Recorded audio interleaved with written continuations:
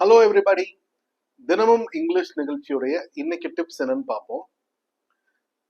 Get rid of, இது வந்து ஒரு phrase. Get rid of, RIDOF, get rid of.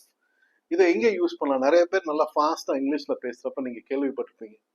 Just get rid of that அப்படின்னு சொல்லுவாங்க. I want you to get rid of that அப்படிம்பாங்க. What is this get rid of?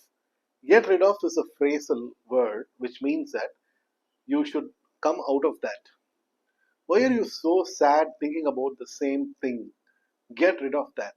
அதையே நினைச்சிட்டே இருக்காத, அதுல இருந்து வெளியே வா. எப்படி சொல்லலாம்? Get rid of that. So get rid of that அப்படிங்கிற ஒரு ஃப்ரேஸை நீ இனிமே எங்க வேணாலும் யூஸ் பண்ணலாம். அதுல இருந்து வெளியே வந்துரு.